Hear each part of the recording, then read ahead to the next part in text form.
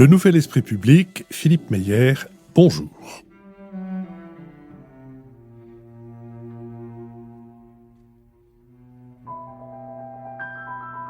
Bonjour, merci de nous avoir rejoints pour cette émission thématique consacrée à l'Indo-Pacifique et qui nous permet de recevoir Isabelle Saint-Mézard. Isabelle Saint-Mézard, bonjour. Quand je dis nous, je veux dire François Bujon de l'Étang, ambassadeur de France, je veux dire Nicolas Bavrez, avocat et essayiste, et je veux dire Béatrice Gibelin, directrice de la revue Hérodote et fondatrice de l'Institut français de géopolitique. Le terme d'Indo-Pacifique, autour duquel nous allons maintenant essayer de réfléchir, a émergé récemment dans les relations internationales où on lui préférait jusque-là le concept d'Asie-Pacifique. C'est par exemple en 2019 que la France a dévoilé sa stratégie pour l'Indo-Pacifique, et si la notion correspond à l'union des océans Indien et Pacifique, ces délimitations géographiques ne sont pas envisagées de la même manière par tous les acteurs. Les États-Unis considèrent l'Indo-Pacifique comme bordé à l'ouest par la façade orientale de l'Inde, tandis que la France tente à inclure Mayotte, voire l'Afrique de l'Est. Cependant, une donnée commune demeure, celle du caractère stratégique de la zone. Au niveau économique, l'Indo-Pacifique représente 40% du PIB mondial, avec la Chine, l'Inde et le Japon, mais aussi les dragons asiatiques.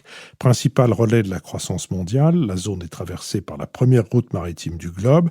Avec 60% de la population de la planète, elle représente également un marché majeur. Au niveau sécuritaire, la région compte 6 puissances nucléaires, la Chine, la Russie, l'Inde, le Pakistan, mais aussi les États-Unis et la France. Ce constat est d'autant plus digne d'intérêt que certains de ces pays s'opposent sur de nombreux sujets. La stabilité étatique est également sujette à caution, notamment après le coup d'État en Birmanie du 1er février dernier ou avec la persécution de la minorité musulmane dans ce pays, mais aussi en Chine, mais aussi en Inde.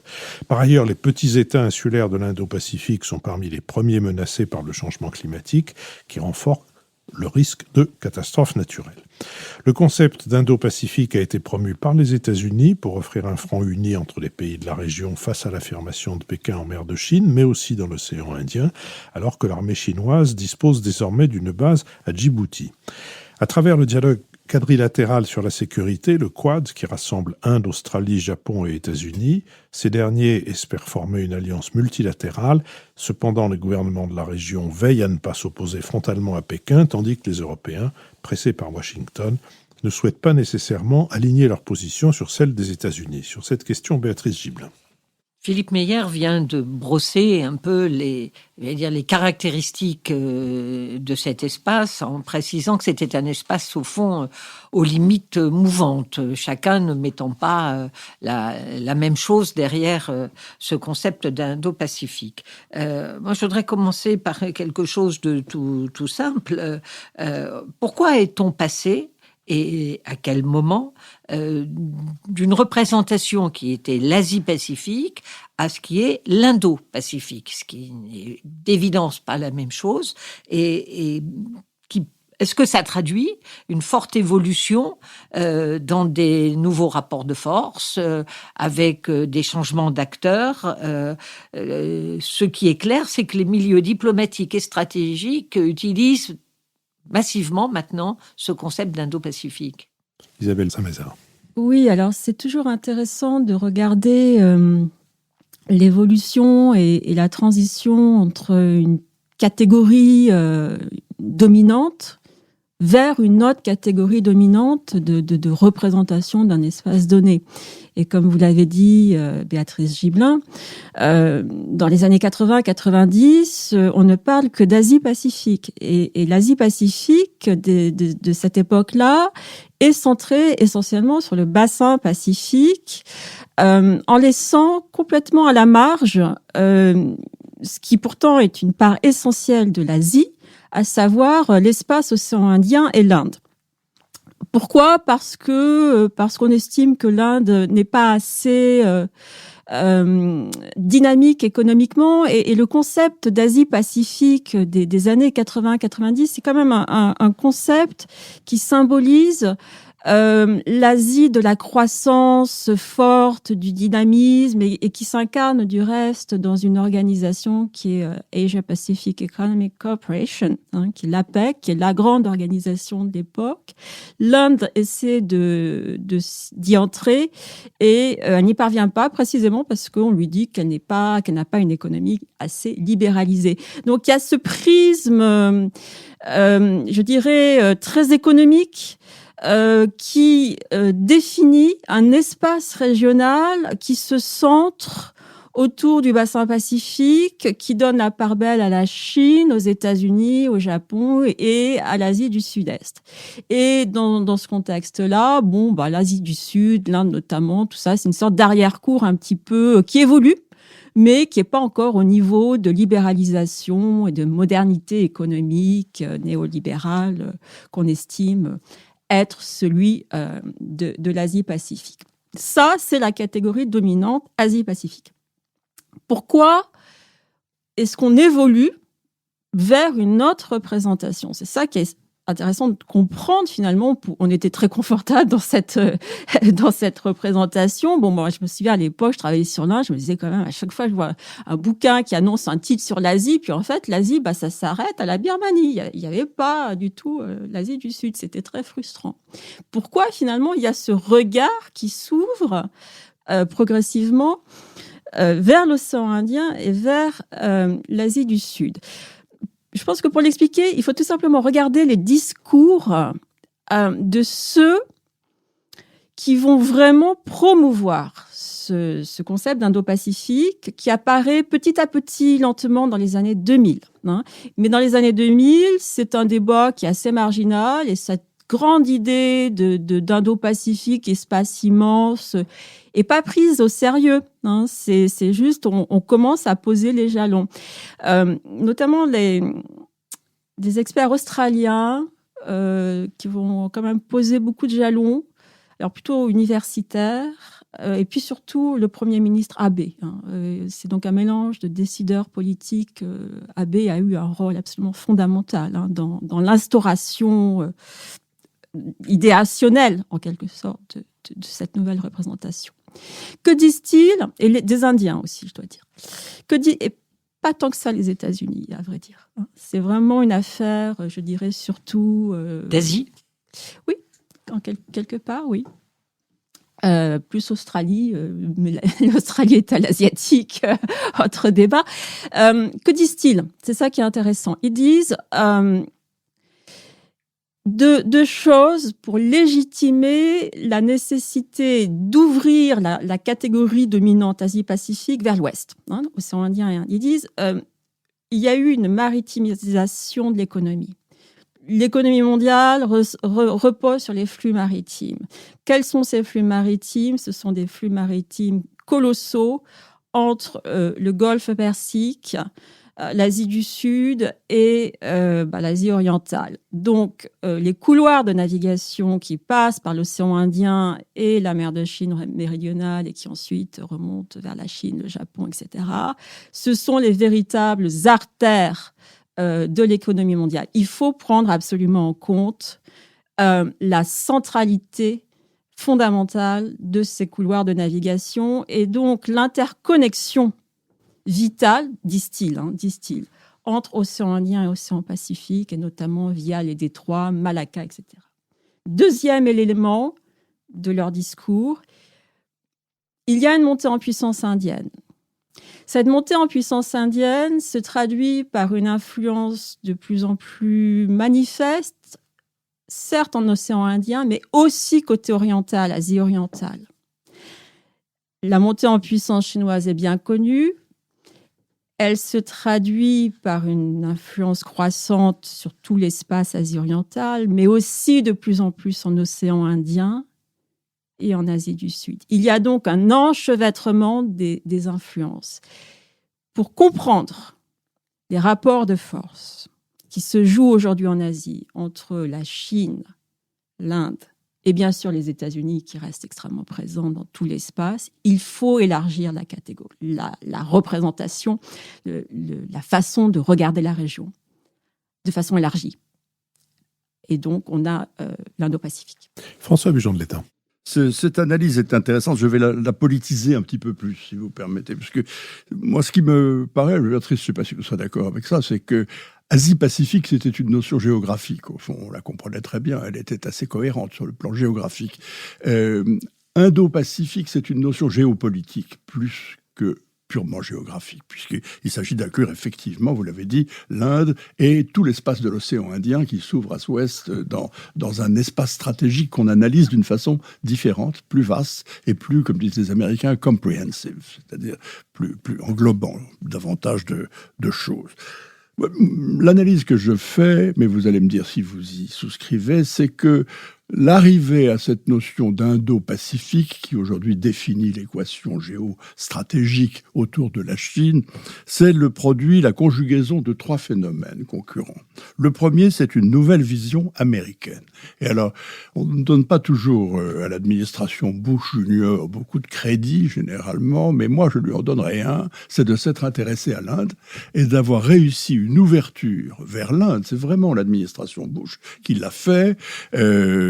Ça a été complètement éclipsé, bien entendu, par les catastrophes du Moyen-Orient, l'invasion de l'Irak et tout ce que vous voudrez. C'est une vision très européenne. Mais c'est un succès de la diplomatie américaine que d'avoir réussi à s'ouvrir à l'Inde, à créer une relation stratégique avec l'Inde et à attirer l'Inde, par conséquent, dans l'équation géostratégique. Donc c'est une nouvelle vision américaine qui veut compléter, au fond, l'endiguement de la nouvelle puissance chinoise, puisque l'endiguement reste l'alpha et l'oméga de la politique américaine, vis-à-vis de la Chine, par l'inclusion de l'Inde et de l'Australie dans un système défensif. Et c'est finalement peu après que les Américains ont obtenu de l'Australie l'ouverture de la base de Darwin aux Marines américains.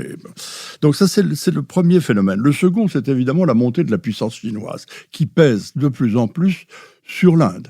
Elle pèse sur l'Inde d'abord sur les Himalayas d'une façon générale. Il y a eu encore pas si longtemps des incidents avec des morts de part et d'autre, mais elle pèse sur la liberté de circulation maritime dans toute la région. Et au fond, les Indiens ne sont pas amusés, comme dirait la reine Victoria, de découvrir régulièrement des sous-marins chinois dans leurs eaux territoriales ou des navires de guerre chinois patrouillant dans leur zone économique. Donc tout cet environnement géopolitique, la promotion des routes de la soie par la Chine, est considéré par l'Inde comme une pression, si vous voulez. C'est le second phénomène, l'impression de la puissance chinoise qui s'ajoute à la nouvelle vision américaine. Et le troisième phénomène, c'est l'évolution de l'Inde elle-même.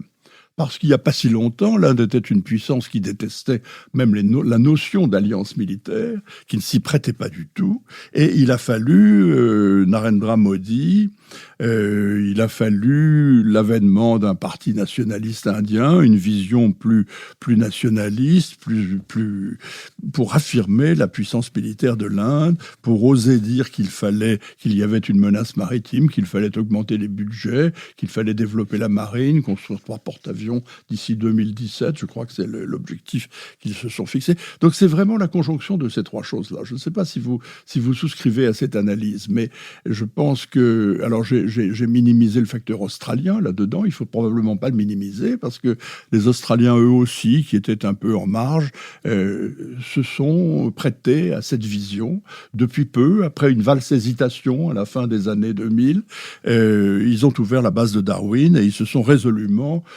alignés sur une position américaine comportant une attitude extrêmement confrontationnelle à l'égard de la Chine. Voilà, là, je crois, la conjonction. Alors, je ne sais pas si vous êtes d'accord avec Isabelle Saint-Mézard. Cette analyse, mais je serais content d'avoir vos observations.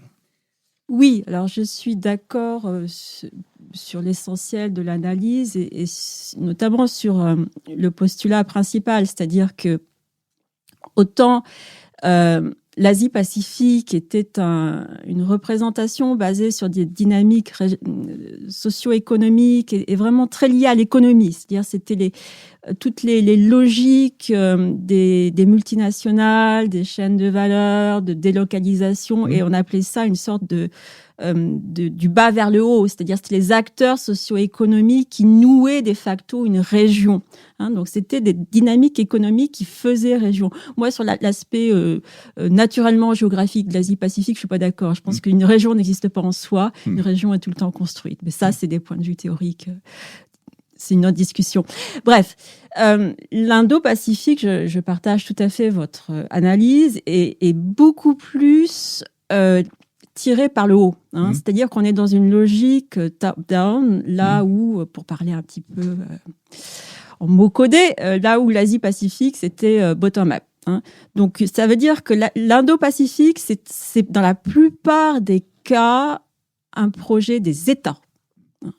Et c'est un projet qui, comme vous l'avez fort bien dit, répond à des logiques stratégiques. Donc, on est, pour aller vite en besogne, mais on est dans le retour, en fait, de la géopolitique classique, des grands rapports de force entre grandes puissances affirmées, matures, émergentes. Donc, on est dans un retour vraiment à la géopolitique, j'ai presque envie de dire de papa, de grand-papa, parce que par rapport à l'ère de l'Asie-Pacifique. Donc ça, je suis d'accord. On est vraiment dans des problématiques d'affrontement et de coalition variables entre États, et très liées à des positionnements vis-à-vis de la Chine. Là où j'aurais deux petites nuances par rapport à votre exposé, encore une fois, vous parliez des grands acteurs, et là encore, je vous suis, États-Unis, Inde, Australie, mais je ne peux à nouveau qu'insister sur le rôle du Japon, qu'on oublie trop. Oui, je crois que vous avez tout à fait raison. Et ce phénomène incroyable qu'a été Shinzo Abe, qui a pas que des aspects sympathiques idéologiquement, nous en sommes bien d'accord, parce que c'est quand même un sacré conservateur, enfin c'était, mais qui a eu un rôle moteur dans la fabrication véritablement des représentations. Dès 2007, Shinzo Abe, devant le Parlement indien, parle d'une connexion des océans Indien et Pacifique. Et donc, lui a vraiment cette idée de la nécessité d'arrimer véritablement l'Inde et l'océan Indien à l'Asie-Pacifique. Et il ne va jamais cesser de pousser cette idée. Le Quad, toutes les incarnations du Quad, donc le dialogue quadrilatéral de sécurité, à chaque fois, vous avez Abe derrière, et Abe qui joue un rôle très important parce qu'il pousse les Indiens dans le Quad. Et lui seul, à vrai dire, bien peut-être plus encore que les États-Unis, y arrive. Donc j'insiste sur l'aspect très particulier qu'a eu le Japon, et c'est quand même assez intéressant de voir le retour du Japon, l'activisme japonais avec Abe. Nicolas Bavrez. Je crois qu'on est d'accord, l'Indo-Pacifique est arrivé parce que on s'est aperçu au Japon, aux États-Unis, un peu partout, que on ne pouvait arriver à endiguer la montée de la Chine sans l'Inde. Et donc, c'est à la suite de ça que les uns et les autres ont essayé d'en tirer les conclusions. Si on passe aux travaux pratiques, ce que je trouve intéressant, c'est qu'on a déjà deux grandes puissances qui ont essayé de faire un pivot vers l'Asie. Poutine l'a annoncé en 2012, Obama l'a annoncé en 2016, et ça a été deux échecs pour des raisons différentes, mais deux échecs. Donc, maintenant, on a ce nouveau concept de l'Indo-Pacifique. Il a été, j'allais dire, déjà en partie testé ou mis en œuvre dans la réunion de l'OTAN qui vient de se dérouler à Bruxelles. Il y a donc cette idée d'une grande alliance des démocraties avec un pilier européen et un pilier asiatique autour du Quad. Donc mes deux questions, c'est est-ce que l'Indo-Pacifique a une chance de réussir là où le pivot vers l'Asie a échoué, notamment côté américain en 2016? Et deuxièmement, quelle est la place de l'Europe là-dedans? Est-ce que vraiment, c'était la question du président Emmanuel Macron au sommet de l'OTAN, est-ce que l'Europe peut vraiment avoir une stratégie indo-pacifique? Elle est présente quand même elle est très présente dans la revue intégrée que viennent de faire les Britanniques et l'idée du Global Britain. Mais est-ce que ça peut avoir une traduction véritablement concrète pour l'Europe? Isabelle Saint-Mézard. Alors, bon, l'Indo-Pacifique, s'il y a un succès qu'on peut attribuer à l'idée, c'est qu'elle existe. Encore une fois, on revient toujours à ce point de départ, c'est qu'on ne parle plus tant d'Asie-Pacifique. même si on se demande, OK, c'est quoi l'Indo-Pacifique, comment ça va marcher, il n'en demeure pas moins que dans le discours, et Dieu sait que c'est structurant, on parle quand même de ça. Déjà, c'est un succès. Le pivot américain, vous dites, je crois un peu rapidement, si je peux me permettre, que c'est un échec. C'est un échec au regard des attentes. Parce que ça a été annoncé en grande fanfare, le retour des États-Unis en Asie, donc on attendait énormément. Et bon, il est vrai que dans les représentations, ça a été décevant.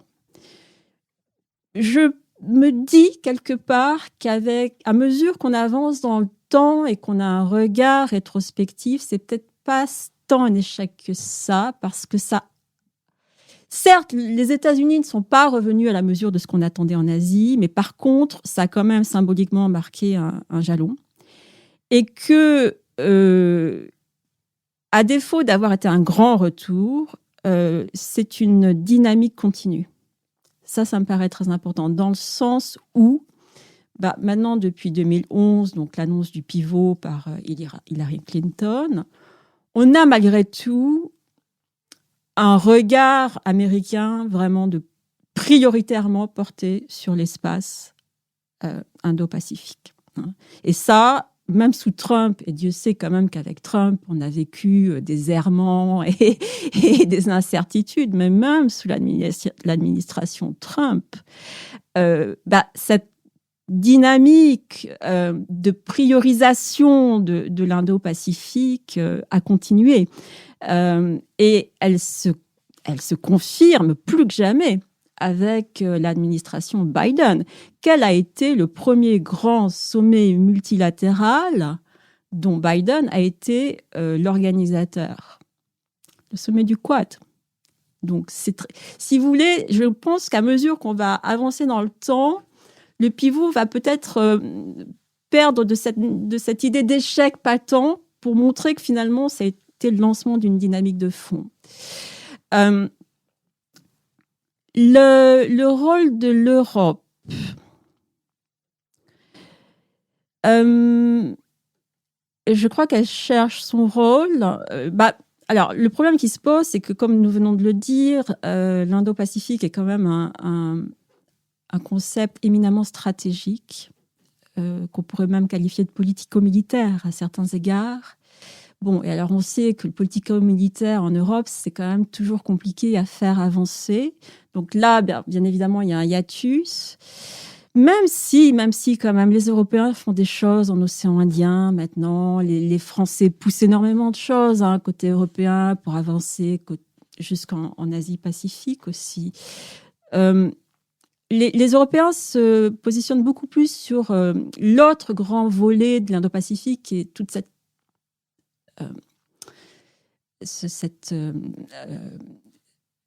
ce mouvement général de la connectivité, si vous voulez, les constructions d'infrastructures, relier les territoires, les grands nodes, etc.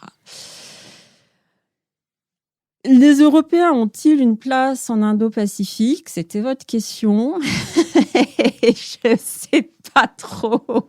Ça va être compliqué. Non, ils vont avoir une place, si vous voulez, pour tout ce qui est normes. C'est que la France, en tout cas, bien évidemment, mais c'est ce à quoi j'en venais. C'est-à-dire que, clairement, la France a bien joué. Les Français, franchement, là, diplomatiquement, en termes de visibilité, s'en sortent très, très bien. Ont très habilement, mais joué pour le compte franco-français, de leur présence en Indo-Pacifique.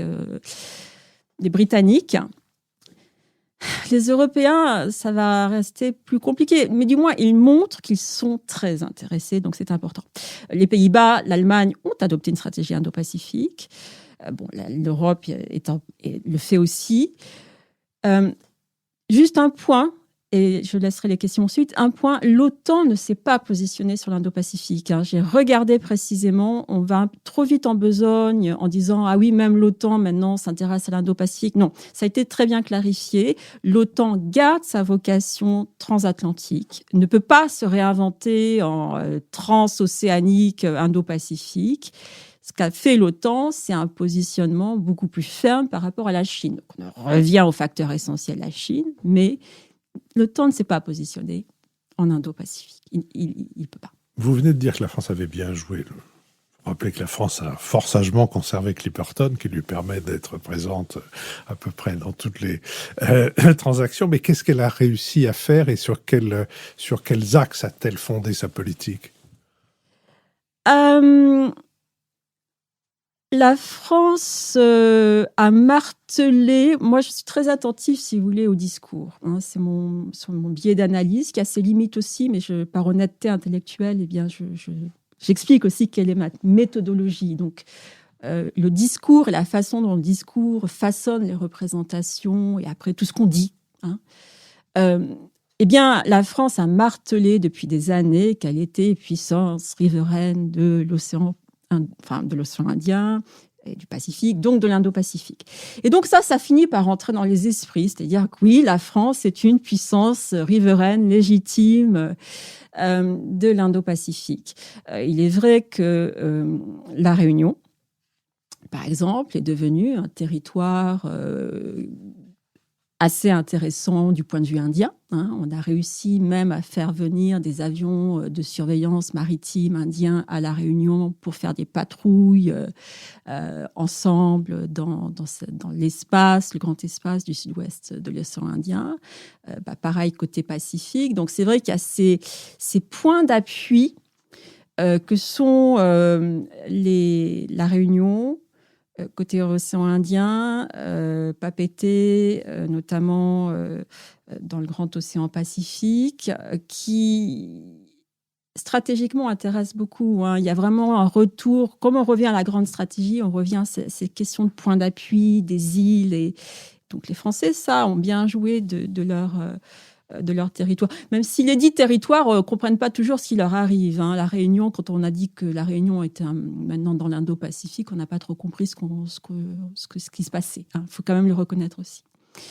Pourquoi la France a bien joué ? Parce qu'elle a compris certains mécanismes très importants qui se produisaient dans l'Indo-Pacifique, à savoir que, il y avait certes les organisations multilatérales traditionnelles, les organisations régionales. Il y a le sommet de l'Asie orientale, par exemple, qui rassemble tous les États de la région, mais où il ne se passe pas grand-chose, en fait. Et ça répond aussi à votre question, à la question préalable, qui était qu'est-ce qui se passe en Indo-Pacifique, comment ça marche ? Ce qu'on voit de plus fonctionnel actuellement, c'est des coalitions variables, à géométrie variable, entre puissances, en mauvais français, like-minded, donc animées des mêmes valeurs, du même état d'esprit, des mêmes objectifs, des coalitions un peu ad hoc, fluides, à 3 ou à 4. Le quad, typiquement, est l'exemple même de cela. Et la France, par exemple, se greffe de temps en temps sur ces coalitions. On a vu l'exercice La Pérouse en avril-mai 2021, qui a fait beaucoup parler de lui. Pourquoi ? Parce que la France a été l'hôte d'un exercice avec les marines indiennes, japonaises, australiennes et américaines, ou ça dans le golfe du Bengale. Donc là, elle convie quelque part le quad dans le golfe du Bengale. La France, le président Macron, personnellement, a poussé avec beaucoup de vigueur le trilatéral avec l'Inde et l'Australie, a réussi à convaincre les Indiens, qui étaient quand même un peu hésitants. Et qu'est-ce qu'on voit ? C'est qu'il avance, qu'il y a eu une réunion des ministres de la Défense en marge du sommet des ministres des Affaires étrangères du G7. Et qu'on parle désormais de sécurité maritime, d'environnement, etc. Donc, c'est en ce sens, si vous voulez, que la France est assez habile. Et je finis sur les patrouilles maritimes en mer de Chine méridionale, qui sont aussi très médiatisées. Donc, avec peu de moyens, il y a une visibilité, il y a cette idée que parmi les Européens, c'est quand même la France qui se positionne, qui tire l'Europe. Bon, avec les Britanniques. Mais les Britanniques, c'est une autre histoire. Béatrice Gibelin. Oui, moi je voudrais poser deux questions. Pourquoi le Japon a ou Abe lui-même, a-t-il porté avec autant de force et de conviction, au fond, la naissance de ce nouveau concept ou de cette nouvelle représentation? Est-ce que c'est seulement par inquiétude vis-à-vis de la Chine, et donc à ce moment-là, on a besoin de chercher d'autres alliés, ou est-ce que c'est aussi autre chose? Et puis, un deuxième point, c'est que jusqu'ici, on a assez peu parlé de l'Inde. Et au fond, quelle est la place de l'Inde quel rôle veut-elle jouer? On disait toujours que l'Inde, elle avait des préoccupations d'ordre continental et qu'elle n'avait pas vraiment des préoccupations d'ordre maritime. Visiblement, les choses sont en train de changer. Si on se souvient de ce qu'a rappelé Philippe, où elle monte en puissance sur le plan maritime incontestablement.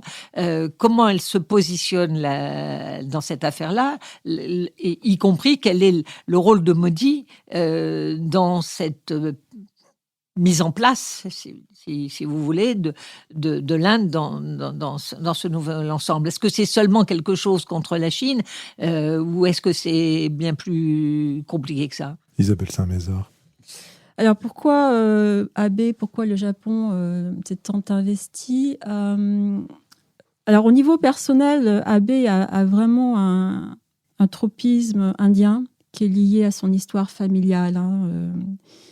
Son grand-père, Kishi, était très lié à l'Inde. Il y a des affinités idéologiques, en fait. Y compris par le bouddhisme ou des choses comme non, ça? Non, c'est...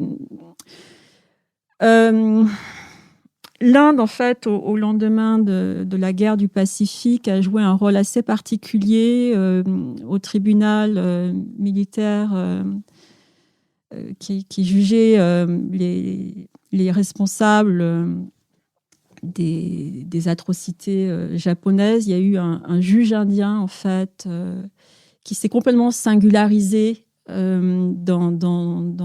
parmi les autres juges et qui a dit en fait que ce tribunal n'était pas si équitable que ça, qu'il y avait des problèmes vraiment dans cette justice. Bon, et ça a beaucoup résonné dans la mémoire japonaise. Nehru, il faudrait que je revoie plus précisément, mais même Nehru a fait des efforts pour réintégrer après le Japon d'après la guerre dans la communauté des nations comme un État, voilà, qui était passé à autre chose. Donc il y a et puis il y a des nationalistes indiens aussi qui ont vécu au Japon, des nationalistes indiens très durs, Chandra Bose notamment, qui était pour la violence, qui sont passés par le Japon en fait. Donc il y a tout un tas il y a vraiment un passé, si vous voulez, de relations profondes, d'affinités entre le Japon et l'Inde, qui est en train d'être un petit peu remis au goût du jour et auquel Abe était très sensible et qui l'ont conduit. Il a dit, il a vraiment expliqué que dans sa famille, donc c'était son grand-père lui parlait de l'Inde, de ce que l'Inde avait fait à l'époque pour aider le Japon à paraître plus normal en fait. Donc il y a ça. Après, il y a aussi l'extrême sensibilité du Japon à la problématique de la sécurité maritime, de la liberté de navigation. On connaît la dépendance énergétique du Japon, le besoin absolu d'avoir des importations d'énergie, notamment du Golfe Persique, complètement sécurisées. Donc, c'est le pays qui vraiment a été de facto le plus sensible à la question de l'océan Indien et de la liberté de navigation en océan Indien. Donc, il y a ça aussi. Donc, Abe a explicité tout cela et a dit, voilà, il faut vraiment ouvrir à l'océan Indien. Bon, et puis, bien évidemment, il y a la Chine. Et la détérioration de la relation avec la Chine au tournant des années 2000 sur les Senkaku Diaoyu et le fait qu'il y a des crises diplomatiques à répétition et qu'il faut aussi trouver des amis en Australie. Et puis les États-Unis poussent à cela derrière. Les États-Unis poussent le Japon à se rapprocher et de l'Australie d'une part et de l'Inde. Dans le cadre du rapprochement indo-américain que vous avez Monsieur l'ambassadeur évoquait tout à l'heure. Oui. Ça fait partie de la même dynamique. François Bujon de l'État. Oui, je vous remercie. Je voudrais rebondir sur une chose que vous venez de dire. Vous venez de prononcer le mot magique de liberté de circulation maritime. Non, mais c'est un mot absolument clé dans notre affaire. Parce que le vrai ciment qui unit tout cela, c'est la volonté de promouvoir une liberté de circulation maritime qui est vitale pour le Japon, absolument, tous ses approvisionnements pétroliers et énergétiques, pour l'Inde qui est extrêmement sensible à la liberté de circulation dans le détroit de Malacca, dans l'océan Indien, etc. Et pour les États-Unis qui ont quand même combattu dans la Première Guerre mondiale, non pas du tout pour les beaux yeux des Européens, contrairement à ce que ceux-ci pensent, mais pour préserver la liberté de circulation en haute mer. Donc ça, c'est vraiment face à la menace chinoise qui dit « la mer de Chine m'appartient », n'est-ce pas, et qui fait partie de droits historiques, qui rejette la Convention sur le droit de la mer, les décisions de la Cour de la Haye, la Cour d'arbitrage. Face à ces prétentions chinoises, la liberté de circulation maritime, c'est effectivement un lien très très fort entre ces grandes puissances du Pacifique. Alors ça, c'est une première remarque pour abonder dans votre sens. La seconde, alors, c'est pour dire que je suis un peu surpris que Nicolas, dont je partage souvent la plupart du temps les analyses géopolitiques, parle de l'échec du pivot vers l'Asie du côté américain. Je ne vois pas où est l'échec. Si vous attendiez des résultats immédiats, si vous attendiez que, bien entendu, le pivot entraîne la démilitarisation de la Corée ou je ne sais quoi, bien sûr que c'est un échec, mais ce n'est pas un échec, c'était l'affirmation d'une priorité stratégique absolue, qui, au demeurant, d'ailleurs, n'est pas nouvelle. Il faut être européen pour avoir analysé ça comme une rupture. Excusez-moi, mais les Européens sont parfois un peu européocentristes. Il n'y a que pour analyser ça comme une rupture dans la politique étrangère des États-Unis. Je rappelle, Philippe m'a déjà entendu citer cette phrase, il y a un président des États-Unis qui a dit « J'ai la conviction profonde que le destin des États-Unis se jouera en Asie et pas du tout en Europe. » C'est pas M. Obama qui a dit ça, c'est Theodore Roosevelt en 1904. Donc il y a quand même, dans toute l'histoire américaine, cette poussée vers l'Ouest qui a été la conquête du continent, qui a été toute la politique étrangère des États-Unis qui voulait se détourner de l'Europe pendant tout le 19e siècle, pousser vers l'Asie, faire la guerre à l'Espagne pour conquérir les Philippines, toute cette poussée vers le Pacifique, le pivot américain, M. Obama l'a rappelé, Mme Clinton a écrit un très bel article, comme chacun sait, dans la revue Foreign Policy, mais enfin, c'est pas eux qui l'ont inventé finalement. C'est un rappel d'une priorité fondamentale de la politique américaine qui a été considérée par les Européens, à tort, comme une rupture, car les Européens ne regardent que leur nombril. Mais ça, c'est une remarque.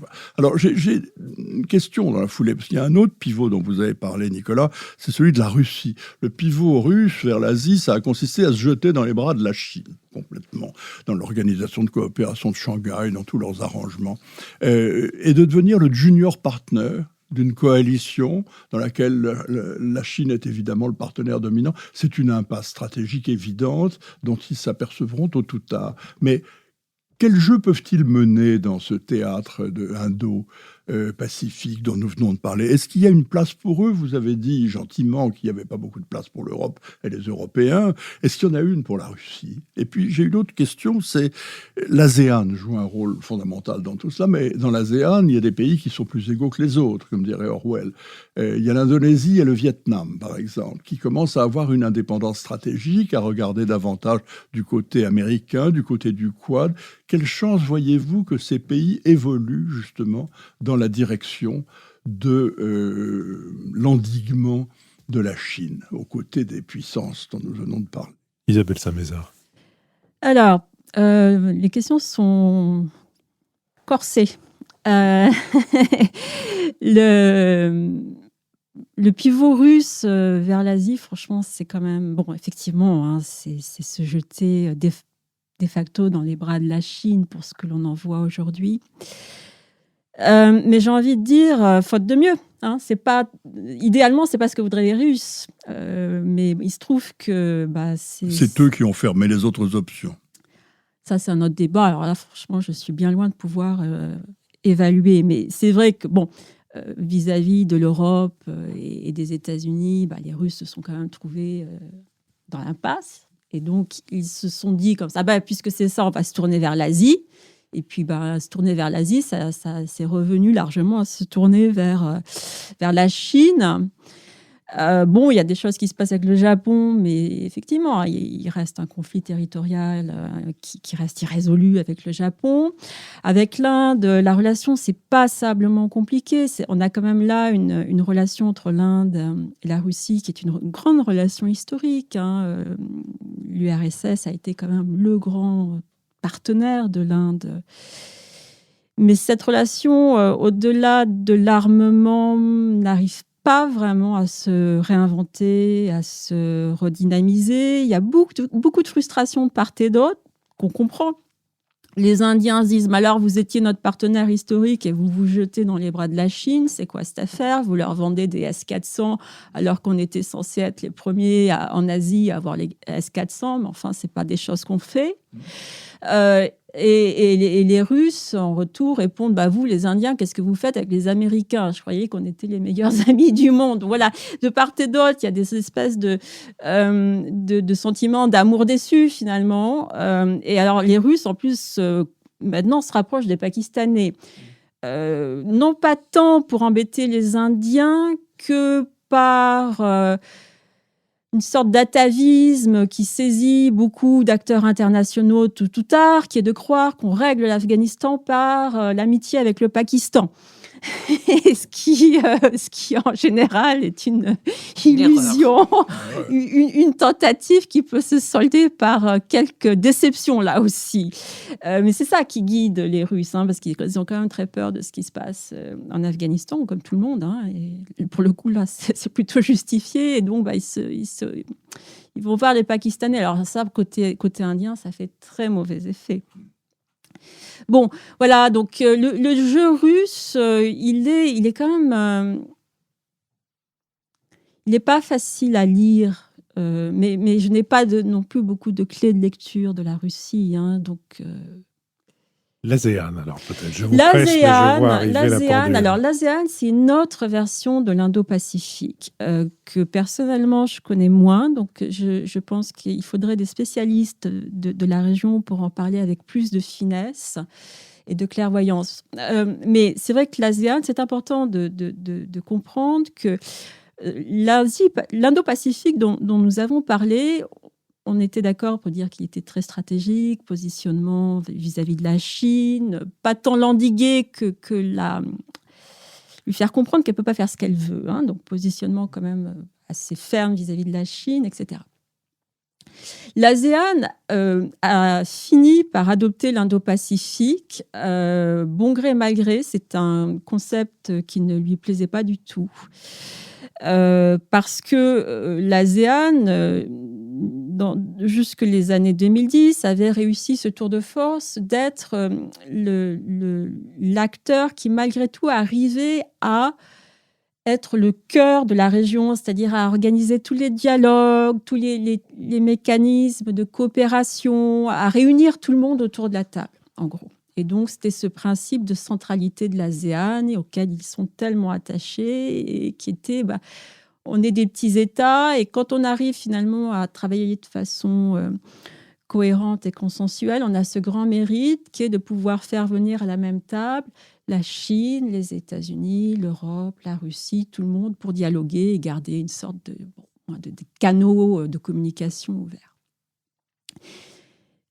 Et donc, du point de vue de l'ASEAN, cet Indo-Pacifique n'a pas été beaucoup apprécié. Pourquoi ? Parce qu'ils ont bien vu que l'Indo-Pacifique était potentiellement porteur d'une approche plus ferme, d'une part vis-à-vis de la Chine, ce qu'ils ne veulent pas, et d'autre part qu'ils signalaient potentiellement un retour des grandes puissances, de coalitions de grandes puissances, sous forme du Quad notamment, Inde, Australie, Japon, États-Unis. Alors là, que devient l'ASEAN, les petits États de l'ASEAN au milieu de tout ça? Donc, ils ont craint, si vous voulez, de perdre ce fameux principe de centralité de l'ASEAN dans cette nouvelle dynamique. Donc, ce qu'ils ont fait, sous l'impulsion de l'Indonésie, qui a été très active sur l'Indo-Pacifique, c'est de dire, on va quand même s'approprier ce concept. Donc, on va nous-mêmes publier un document sur l'Indo-Pacifique, mais on va donner notre version de l'Indo-Pacifique. Et c'est une version, je dirais, beaucoup plus douce, qui dit que l'Indo-Pacifique est très inclusif, et que l'Indo-Pacifique n'est certainement pas une stratégie de confrontation, qu'il accueille la Chine, etc.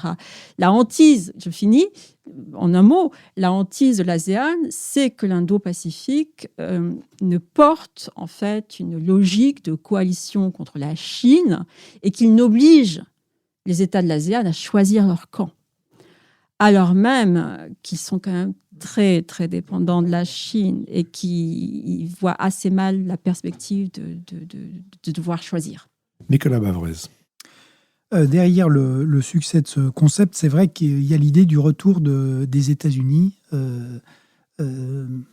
notamment après la période Trump, qui a été en tout cas compliquée sur le plan des relations avec les Asiés, y compris asiatiques, même si il y a une continuité effectivement ou même une accélération de la montée de la préoccupation chinoise.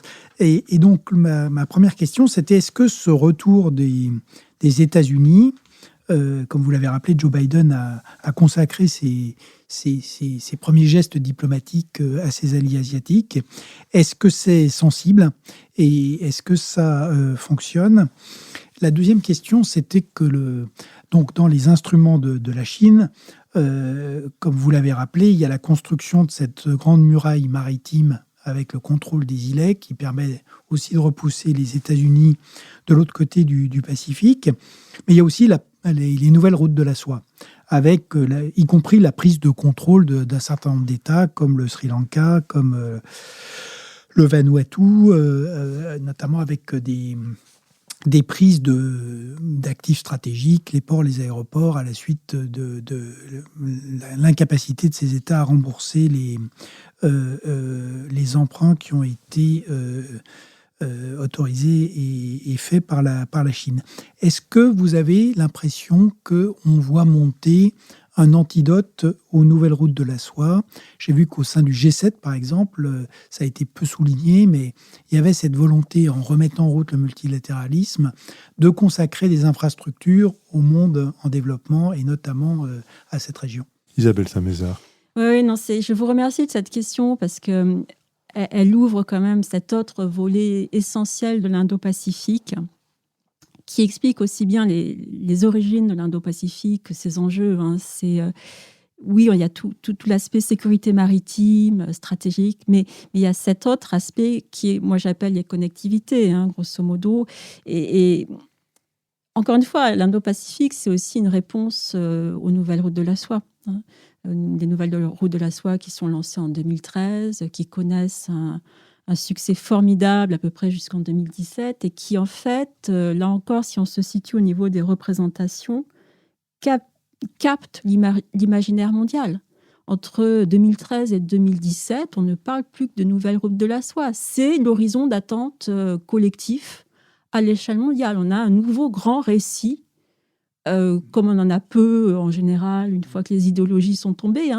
Et ça a sidéré les États-Unis. Je pense qu'ils ont vu justement pour la première fois, et c'est plus du tout du niveau des armes là, on est dans autre chose, mais peut-être encore plus important. Ils ont vu pour la première fois que la Chine avait une capacité d'attraction et de séduction qui les laissait presque sur le bord de la route. Donc cette capacité à, pendant un moment, créer un récit qui capte les imaginaires jusqu'en Amérique du Sud. Ce n'est pas la Chine qui est allée chercher les pays d'Amérique du Sud pour entrer dans la route de la soie. C'est les pays d'Amérique du Sud qui ont demandé à être dans la route de la soie à l'époque. Et ça a été très marquant. Et l'Indo-Pacifique, c'est aussi une réponse à ça. C'est cette idée qu'on ne peut pas laisser à la Chine cette capacité de séduction et de décision et d'initiative, surtout. D'où, à partir de 2017, une sorte de discours très critique qui va se développer contre les routes de la soie. hein, qui est d'ailleurs lancé par les Indiens. Ce sont les Indiens les premiers qui disent non mais les routes de la soie, faut arrêter, ça se passe pas bien, c'est pas transparent, c'est pas soutenable, les normes environnementales sont absolument pas respectées, etc., etc. Ils ont un discours très dur qui est repris de plus en plus. La question demeure néanmoins.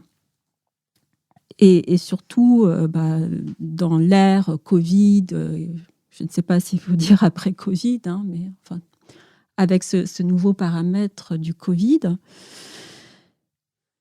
les puissances de l'Indo-Pacifique ont-elles trouvé les moyens de répondre efficacement aux routes de la soie, c'est-à-dire de fournir des alternatives efficaces à la capacité de financement chinoise dans le domaine des infrastructures, c'est la vraie question.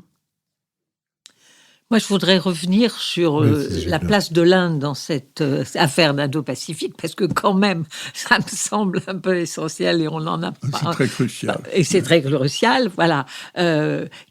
Vous avez rappelé qu'effectivement, c'est l'Inde qui a réagi la première au danger des nouvelles routes de la soie et qui a commencé à les dénigrer avec une certaine efficacité, assurément. Alors, c'est déjà sous l'autorité de Modi que les choses se passent.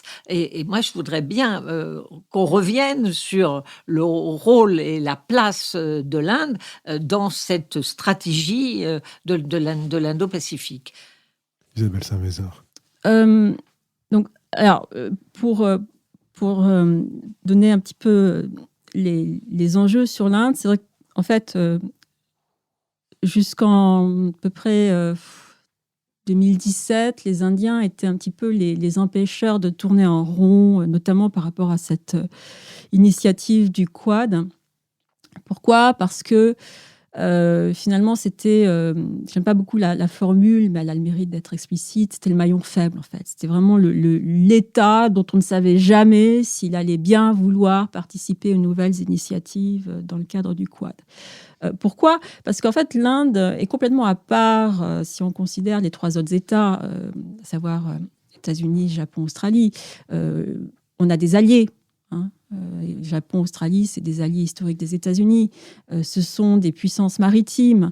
Les Indiens, eux, ils sont dans un autre univers. Ils sont dans une tradition qu'on n'appelle plus, enfin, qui était celle du non-alignement, qui est aujourd'hui celle de l'autonomie stratégique ou du multi-alignement, et qui effectivement implique que l'alliance ne va jamais d'elle-même et reste tabou. Ça, c'est la première chose. Et puis, ça, Béatrice Gibelin, vous l'aviez mentionné, l'Inde, c'est pas une puissance maritime naturelle. C'est-à-dire que historiquement et traditionnellement, la vision stratégique indienne est continentale et les priorités sont continentales. Pourquoi ? Parce que Pakistan et Chine, tout simplement. C'est avec des situations quand même très compliquées sur les deux fronts terrestres. Alors, les Indiens sont dans un processus de redécouverte et de réappropriation de leur façade maritime et de leur vocation maritime. Et ça va de pair avec leur inscription dans l'Indo-Pacifique, mais c'est vrai que la position indienne est quand même compliquée, parce que il y a vraiment... il faut quand même mesurer ce qu'a été la crise de Galwan du printemps 2020. C'est une crise très grave qui n'est toujours pas résolue. Soit dit en passant, il y a encore 4 points de tension forts sur la frontière. Et c'est un effondrement de la confiance. C'est-à-dire qu'il y a 30 années, quasiment, de tentatives de conciliation, de dialogue entre l'Inde et la Chine qui, là, se sont effondrées. Et les Indiens le disent. De toute façon, maintenant, ils n'y croient plus. Ils n'y croient plus. Et là, je disais dernièrement, ils sont même en train de commander, c'est très significatif, ils sont en train de commander du matériel, notamment des vêtements pour tenir les températures extrêmes de froid. Donc, on sait pourquoi. C'est pour avoir des hommes sur les zones frontalières face à la Chine. Donc, ça veut dire deux choses, en fait. Ça veut dire que le front terrestre himalayen va rester quand même très, très tendu. Alors, en plus, côté pakistanais, là, on calme le jeu, mais c'est quand même toujours susceptible aussi d'être réactivé. Et en même temps, ça veut dire aussi que dans la mesure où on n'a plus grand-chose à perdre face aux Chinois, que on n'espère plus du coup qu'on va réussir à faire quelque chose avec la Chine, puisque la seule chose qui reste à faire, c'est de trouver une sorte de retrouver un statu quo qui n'est plus aujourd'hui. Donc autant trouver je dis pas des alliés, mais des vrais amis sur qui compter. Je rappelle que les Américains, apparemment, auraient donné des informations sensibles aux Indiens pendant la crise de Galwan de 2020. Ouais. Nicolas Bavrez. Et c'est vrai que l'Inde, c'est très intéressant parce que Narendra Modi était assez occidental et anti-occidental et il a changé. Et donc, ma question, c'était finalement, est-ce que ce concept d'Indo-Pacifique, est-ce que son véritable père n'est pas Xi Jinping ? Est-ce que finalement, en ayant une attitude, en cassant complètement Deng Xiaoping avait une stratégie très intelligente de construction d'une puissance, mais masquée. Est-ce que la Chine, qui s'affirme, qui est extrêmement agressive sur le plan militaire, économique, territorial, est-ce que ça n'est pas elle qui a créé ce concept d'Indo-Pacifique ? Isabelle Saint-Mézard. Je crois qu'on peut pousser l'ironie et le paradoxe jusqu'à cette conclusion. La Chine fait en ce moment tout pour que le Quad réussisse, si vous voulez. C'est à force de s'aliéner, mais jusqu'aux Australiens, en fait, il suffit de regarder la relation Chine-Australie. Elle est extrêmement emblématique. Les Australiens étaient dans une relation économique absolument fondamentale. Presque fusionnelle. Fusionnelle avec la Chine. Et les Chinois ont quand même réussi à se fâcher. À se fâcher avec les Australiens, à faire en sorte que les Australiens, maintenant, font quand même sont partie prenante du Quad. Bon, avec les Indiens, alors c'est plus compliqué, mais aussi, et puis avec les Japonais, là, de toute façon, on est dans quelque chose de profondément historique. Mais oui, Xi Jinping et sa diplomatie étonnamment agressive sur plusieurs points semble vraiment inciter à cela. Et la crise du Covid a encore ajouté. François Bujon de l'Étang. Alors, ultime mot sur tout ça, parce que nous sommes d'accord, c'est effectivement la Chine qui a provoqué ces réactions. Vous avez donné tout à l'heure une reconnaissance de paternité à Shinzo Abe sur le concept indo-pacifique, enfin la liaison océan Indien, océan Pacifique.